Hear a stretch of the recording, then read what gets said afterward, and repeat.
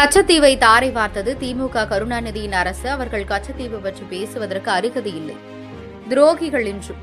வருகின்ற 2026ஆம் ஆண்டு தேர்தலில் மக்கள் முடிவு கட்டுவார்கள். அரசு மதுபான கடையின் மூலம் மக்கள் உயிரை கொலை செய்கின்ற ஸ்டாலின் ஆட்சி என்றும் அதனை கடலுக்குள் தள்ளுவார்கள் என அதிமுக முன்னாள் அமைச்சர் செய்தி தொடர்பாளர் பொன்னையன் தெரிவித்தார். திருவள்ளூர் மாவட்டம் வழுதிகைமேடு பெரிய முல்லைவாயல் பகுதியில் அதிமுக சார்பில் பூத் கமிட்டி கலாய்வு ஆலோசனை கூட்டம் பொன்னேரி முன்னாள் சட்டமன்ற உறுப்பினர் மாவட்ட கழக செயலாளர் பலராமன் தலைமையில் நடைபெற்றது. இதில் சிறப்பு அழைப்பாளராக முன்னாள் அமைச்சர் அதிமுக செய்தி தொடர்பாளர் பொன்னையன் கலந்து கொண்டு செய்தியாளர்களிடம் பேசுகையில், பாஜக தலைவர் அண்ணாமலையை மாற்றுவது அல்லது மீண்டும் அவரையே நியமிப்பது என்பது பாஜகவின் உட்கட்சி பிரச்சினை. தேர்தலுக்கு 4 மாதம் அல்லது 3 மாதங்களுக்கு முன்னர் இறுதியான ஒரு கூட்டணி அமைக்கப்படும் என எடப்பாடி பழனிசாமி தெரிவித்துள்ளார் என்றும், அது மெகா கூட்டணியாக இருக்கும், தனித்து நின்றாலும் வெற்றி பெறக்கூடிய அளவுக்கு வலுவாக அதிமுக இயக்கம் இருக்கிறது என்றும், அரசு டாஸ்மாக் மதுபான கடை மூலம் போலி மதுவை விற்று கோடிக்கணக்கில் கொள்ளையடிக்கின்ற அரசு மு.க. ஸ்டாலின் அரசு என்பது நாட்டிற்கு தெரியும் என்றும், கள்ளச்சாராயம் விற்கப்படுகின்ற இடம் டாஸ்மாக். வருகின்ற 2026ஆம் ஆண்டு தேர்தலில் மக்கள் முடிவு கட்டுவார்கள். அரசு மதுபான கடையின் மூலம் மக்கள் உயிரை கொலை செய்கின்ற ஸ்டாலின் ஆட்சி என்றும், அதனை கடலுக்குள் தள்ளுவார்கள் என்றும், கச்சத்தீவை தாரை வார்த்தது திமுக கருணாநிதியின் அரசு. அவர்கள் கச்சத்தீவு பற்றி பேசுவதற்கு அருகதை இல்லை, துரோகிகள் என்றும், மகாத்மா காந்தி தேசிய ஊரக 100 நாள் பணிக்கு பணத்தை தர டெல்லியில் அதிக எம்பிக்களை வைத்துள்ள திமுக போராட வேண்டாமா? தமிழினத்துக்கு திமுக துரோகம் செய்கிறது என்று அவர் தெரிவித்தார். அது அவர் ஒரு உள்கட்சி பிரச்சனை. அண்ணாமலை மாற்றுறதோ ரீடைன் பண்ணுறதோ பிஜேபியினுடைய முடிவு. எங்களை பொறுத்த வரைக்கும் தேர்தலுக்கு 4 மாதத்துக்கு அல்லது 3 மாதத்துக்கு முன்னும் இறுதியான ஒரு கூட்டணி அமைக்கப்படும் என்று எடப்பாடியார் ஏற்கனவே சொல்லியிருக்கிறார். அது மெகா கூட்டணியாக இருக்கும். தனித்து நின்னாலும் வெற்றி பெறக்கூடிய அளவிற்கு எங்கள் இயக்கம் வலுவாக இருக்கிறது என்பதையும் சுட்டி காட்டியிருக்கிறார். காரணம், போலி மதுக்களை டாஸ்மாக் மூலம் விற்று கோடிக்கணக்கிலே கொள்ளையடிக்கிற அரசு தான் உதயநிதி ஸ்டாலின் மு.க. ஸ்டாலினுடைய அரசு என்பது நாட்டுக்கே தெரியும். டாஸ்மாக் என்றாலே ஒரு போலி அமைப்பு.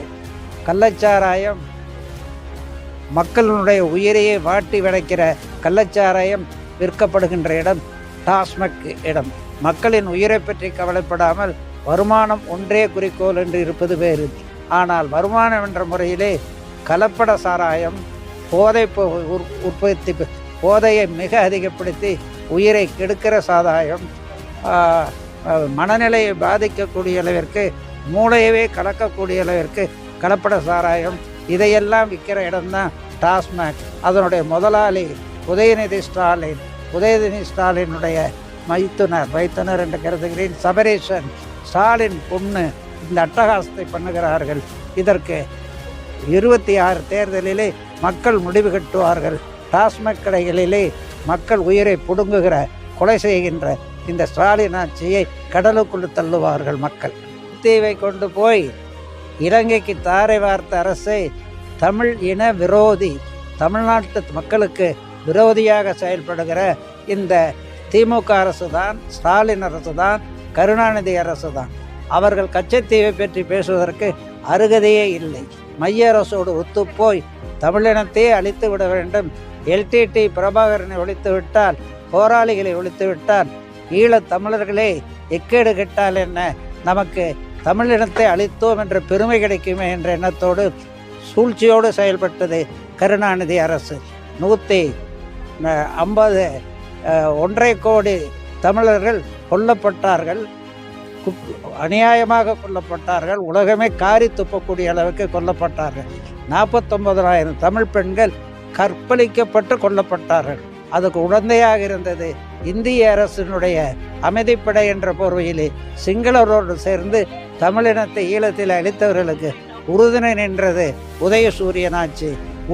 உறுதுணை நின்றது கருணாநிதியினுடைய ஆட்சி. கச்சத்தீவை பற்றி அவர்கள் பேசுவதற்கு அருகதை இல்லாதவர்கள், துரோகிகள். 17 ரூபாய் என்பது ஒரு உயர்வு என்று யார் கருதலாம்? திமுகவினுடைய பத்திரிகைகள் கருதலாம். அவர்கள் அதை சந்தோஷப்படலாம். ஆனால் நாம் கேட்பது 150 ரூபாயாக வேணும் கொடுக்க வேண்டும் என்று நாம் கேட்டுக்கொண்டிருக்கிறோம். அது பத்தாது. இன்றைய விலைவாசி விஷம்போல் ஏற்றிவிட்ட திமுக ஆட்சி 100 நாள் வேலை திட்டத்தில் மக்களுக்கு இன்னும் அதிக வருவாய் கிடைக்க வழிவகை செய்ய வேண்டாமா? 40 எம்பிக்களை டெல்லியிலே வைத்துக்கொண்டு 38 எம்பிக்களை போராட வேண்டாமா? பாராளுமன்றத்தை நடக்க விடாமல் தடுத்தாரே எடப்பாடி அவர்கள். இங்கே ஆட்சி கூட்டாட்சி என்று சொல்லிக்கொண்டு இன்று திமுக என்ன செய்கிறது? திமுக தமிழினத்துக்கு துரோகம் செய்கிறது. 48 எம்பிங்களை தூங்க வைத்துவிட்டு கள்ளவரவு பிஜேபி ஆட்சியோடு வைத்துக்கொண்டு மக்களுக்கு துரோகத்தை இழைத்துக் கொண்டிருக்கிறார். செயலிலே அதை ஒழிப்பதிலே அவர் ஏதேனும் செயலிலே காட்டுவார் என்ற எண்ணம் பிரதிபலிக்கிறதா எனக்கு தெரியாது.